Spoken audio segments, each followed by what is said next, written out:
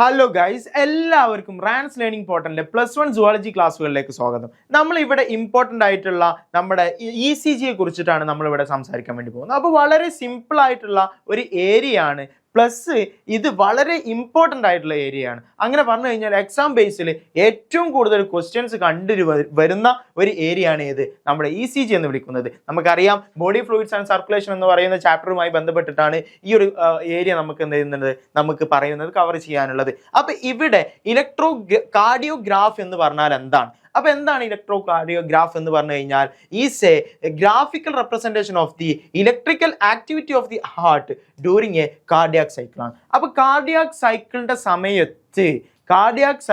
സമയത്തുള്ള നമ്മുടെ ഹാർട്ടിന്റെ ഇലക്ട്രിക്കൽ ആക്ടിവിറ്റിയുടെ ഒരു ഗ്രാഫിനെ വിളിക്കുന്ന പേരാണ് എന്ത്, ഇലക്ട്രോ കാർഡിയോഗ്രാഫ് എന്ന് വിളിക്കുന്നത്. അപ്പൊ ഇത് അളക്കുന്ന അല്ലെങ്കിൽ ഇത് മെഷർ ചെയ്യാൻ വേണ്ടി യൂസ് ചെയ്യുന്ന ഒരു എക്യുപ്മെന്റ് ആണ് ഏത്, ഇലക്ട്രോ കാർഡിയോഗ്രാം എന്ന് വിളിക്കുന്നത്. അപ്പൊ ECGക്ക് നമുക്ക് രണ്ട് ഫുൾ ഫോം എഴുതി കൊടുക്കാം. ഒന്നുകിൽ എന്ത് എഴുതാം, ഇലക്ട്രോ കാർഡിയോഗ്രാം എഴുതാം, അല്ലെങ്കിൽ ഇലക്ട്രോ കാർഡിയോഗ്രാഫ് എഴുതാം. അപ്പൊ ഗ്രാഫ് എന്ന് പറഞ്ഞാൽ എന്താണ്, അതിന്റെ ഒരു ഗ്രാഫിക്കൽ റെപ്രസെന്റേഷൻ വിളിക്കുന്ന പേരാണ് എന്ത്, ഇലക്ട്രോ കാർഡിയോഗ്രാഫ് എന്ന് വിളിക്കുന്നത്. എന്നാൽ ഇലക്ട്രോ കാർഡിയോഗ്രാം എന്താണ്, അത് നമ്മുടെ ഈ ഒരു ECG നമുക്ക് എടുക്കാൻ വേണ്ടിയിട്ട് നമ്മൾ യൂസ് ചെയ്യുന്ന എക്യുപ്മെന്റിനെ വിളിക്കുന്ന പേരാണ് എന്ത്, നമ്മുടെ ഇലക്ട്രോ കാർഡിയോഗ്രാം എന്ന് വിളിക്കുന്നത്. അപ്പൊ അതൊക്കെ മക്കൾ എന്ത് ചെയ്യുക, ജസ്റ്റ് മനസ്സിലാക്കി വെക്കുക.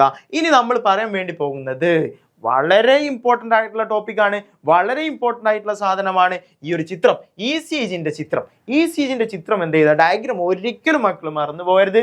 അതെന്ത് ചെയ്യണം, കൃത്യമായിട്ട് എന്ത് ചെയ്യണം, വരച്ച് പഠിക്കണം. അപ്പൊ ആദ്യം ഒരു ചെറിയൊരു എക്സൈറ്റേഷൻ, പിന്നെ എന്ത് ചെയ്യുന്നു, അവിടെ എന്ത് ചെയ്യുന്നു, QRS കോംപ്ലക്സ് എന്ന് വിളിക്കുന്ന സാധനം, പിന്നെ T വേവ് എന്ന് വിളിക്കുന്നത്.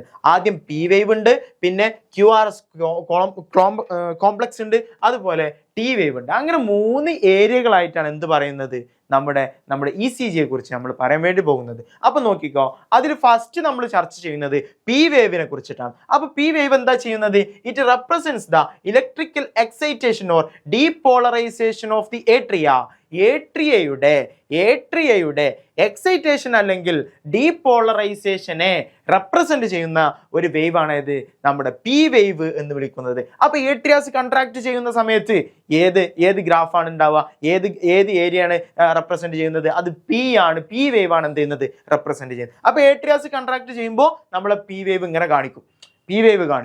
അപ്പോൾ അതിനെയാണ് നമ്മൾ P വേവ് എന്ന് വിളിക്കുന്നത്.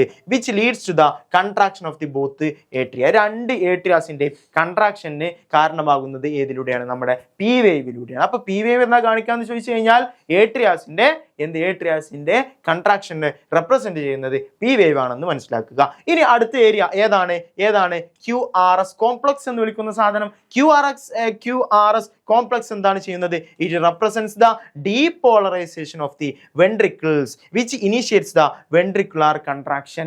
അതായത് കൺട്രാക്ട് ചെയ്യുന്നതിനെയാണ് നമ്മൾ എന്ത് വിളിക്കുന്നത്, അല്ലെങ്കിൽ അതിനെ റെപ്രസെന്റ് ചെയ്യുന്ന ECGയിലുള്ള വേവ് ഏതാണ്, അത് QRS കോംപ്ലക്സ് ആണ്. അപ്പൊ മക്കൾ അത് കൃത്യമായിട്ട് മനസ്സിലാക്കുക. അപ്പൊ വെൻട്രിക്കിൾസ് കൺട്രാക്ട് ചെയ്യുമ്പോൾ അത് QRS കോംപ്ലക്സ് ആണ്.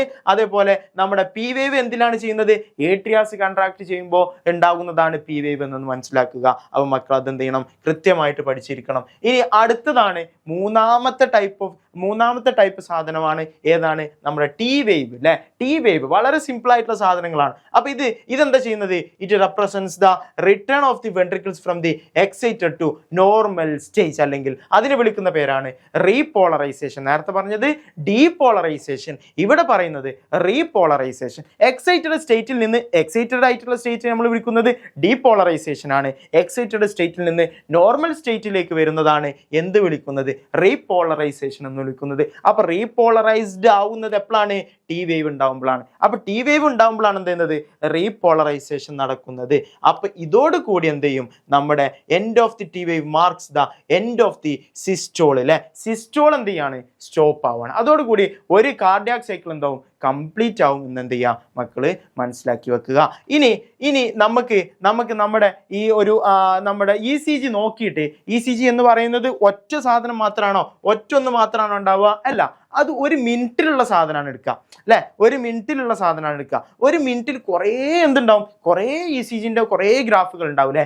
അതിലുള്ള ഈ QRS കോംപ്ലക്സുകൾ നമുക്ക് എണ്ണി നോക്കി കഴിഞ്ഞാൽ നമുക്ക് എന്ത് കിട്ടും എന്നാണ് പറയുന്നത്, ഹാർട്ട് ബീറ്റ് റേറ്റ് കിട്ടും എന്നാണ് പറയുന്നത്. അതായത് QRS കോംപ്ലക്സ് നമ്മൾ എന്ത് ചെയ്യുന്നു എണ്ണി നോക്കുകയാണ്. ആ ഒരു വലിയ സ്ലിപ്പ് ആയിരിക്കും അല്ലേ, ആ വലിയ സ്ലിപ്പ് എടുത്ത് നോക്കിയിട്ട് എന്ത് ചെയ്യുക, അതിൽ ഈ QRS കോംപ്ലക്സുകൾ മാത്രം എണ്ണി നോക്കി കഴിഞ്ഞാൽ നമ്മുടെ heart beat of A individual നമുക്ക് എന്ത് ചെയ്യാൻ പറ്റും, നമുക്ക് കാണാൻ പറ്റും എന്നുള്ളത് എന്ത് ചെയ്യുക മക്കൾ മനസ്സിലാക്കി വെക്കുക. അപ്പോൾ ഇതാണ് ECG എന്ന് പറയുന്ന സാധനം. അതിലുള്ള 3 ഏരിയകൾ മക്കൾ മനസ്സിലാക്കി വെക്കണം. ഇനി നമ്മൾ അതിൻ്റെ ചെറിയൊരു അബ്നോർമാലിറ്റിനെ കുറിച്ച് നമ്മൾ സംസാരിക്കാൻ വേണ്ടി പോകണം. അപ്പോൾ ഇതിൽ നമുക്ക് ഈ ഒരു ECG എടുക്കുന്നതോടുകൂടി നമുക്ക് എന്ത് ചെയ്യാൻ പറ്റും, അതിൽ എന്തെങ്കിലും മാറ്റങ്ങൾ അബ്നോർമാലിറ്റി വന്നു കഴിഞ്ഞാൽ നമുക്ക് എന്ത് മനസ്സിലാക്കാം, എന്തോ ഒരു ഡിസീസ് ഉണ്ടെന്ന് എന്ത് ചെയ്യാം നമുക്ക് മനസ്സിലാക്കാം. അതായത് നമ്മുടെ ECG നോക്കി കഴിഞ്ഞാൽ അതിൽ എന്തെങ്കിലും ഈ ഒരു വേവ്സിന് എന്തെങ്കിലും ഡിഫറൻസുകൾ വന്നു കഴിഞ്ഞാൽ നമുക്ക് എന്ത് മനസ്സിലാക്കാം, അവിടെ എന്തോ ഒരു മിസ്റ്റേക്ക് ഉണ്ട്, അല്ലെങ്കിൽ എന്തോ ഒരു ഡിസീസ് നമ്മുടെ ഹാർട്ടുമായിട്ട് ബന്ധപ്പെട്ട് എന്തോ ഒരു പ്രശ്നം ഉണ്ടെന്ന് നമുക്ക് എന്ത് ചെയ്യാൻ പറ്റും, നമുക്ക് മനസ്സിലാക്കാൻ പറ്റും. അതുകൊണ്ടാണ് ഇതിനെ it is A great clinical significance എന്ന് എന്ത് ചെയ്യുന്നത് നമ്മൾ പറയുന്നത്. അപ്പോൾ ECG എന്ന് പറയുന്നത് എന്ത് രോഗം വന്നാലും നമ്മൾ എന്ത് ചെയ്യും, ചിലപ്പോൾ എന്ത് ചെയ്യും ECG എടുക്കാൻ പറ്റും. നമ്മളെ ഹാർട്ടിന് എന്തെങ്കിലും വിഷയങ്ങൾ ഉണ്ടാകുമ്പോൾ എന്ത് ചെയ്യും, നമുക്ക് കുറേ അസുഖങ്ങൾ ഉണ്ടാവും അല്ലേ, ആ അസുഖങ്ങൾ നമുക്ക് എന്ത് ചെയ്യാൻ പറ്റും, ഡിറ്റക്റ്റ് ചെയ്യാൻ വേണ്ടി പറ്റും എന്നാണ് പറയുന്നത്. ഇനി നമുക്ക് കാർഡിയാക് അറസ്റ്റ് വരുന്ന സമയത്ത് എന്ത് സൗണ്ടാണ് ഉണ്ടാവുന്നത്, അതായത് കാർഡിയാക് അറസ്റ്റ് നമ്മൾ ഹാർട്ട് സ്റ്റോപ്പ് ചെയ്യുന്ന സമയത്ത് ഇപ്പം നിങ്ങൾ കണ്ടിട്ടുണ്ടാവും ആ മെഷീൻ മേലെ ഒരു പി പി പി പീ എന്ന് പറഞ്ഞാൽ പോകും അല്ലേ. ആ ഒരു ഗ്രാഫ് നിങ്ങൾക്ക് അവിടെ എന്ത് ചെയ്യാൻ പറ്റും, നിങ്ങൾക്ക് അവിടെ കാണാൻ പറ്റും.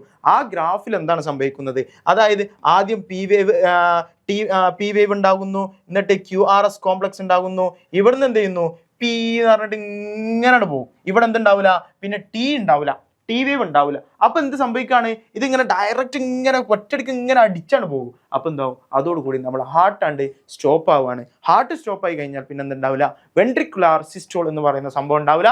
അതോടുകൂടി ആളെന്താവും, വടിയായി പോകുന്ന സിറ്റുവേഷനിലേക്കാണ് അത് പോകുന്നത്. അത് നമ്മൾ വിളിക്കുന്നതാണ് കാർഡിയാക് അറസ്റ്റ് അല്ലെങ്കിൽ ഹാർട്ട് സ്റ്റോപ്പ് ബീറ്റിംഗ് എന്ന് വിളിക്കുന്ന ആ ഒരു സിറ്റുവേഷനെയാണ് നമ്മൾ എന്ത് ചെയ്യുന്നത് അവിടെ പഠിച്ചു വെക്കേണ്ടത്. അപ്പോൾ മക്കളെല്ലാവരും ആ കാര്യം ഇമ്പോർട്ടൻ്റ് ആയിട്ട് പഠിച്ചു വെക്കുക. അപ്പോൾ ഇതെന്താണ് വളരെ ഇമ്പോർട്ടൻ്റ് ആയിട്ടുള്ള ടോപ്പിക്കാണ്. അപ്പോൾ എല്ലാവർക്കും ഗുഡ് ബൈ.